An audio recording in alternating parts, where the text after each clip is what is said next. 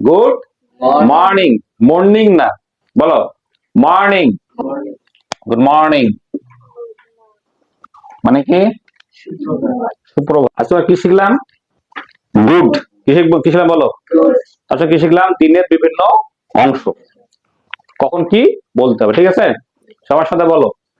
শুভ সকাল good morning শুভ সকাল good morning শুভ দুপুর গুড নুন শুভ অপরাহ্ন গুড আফটারনুন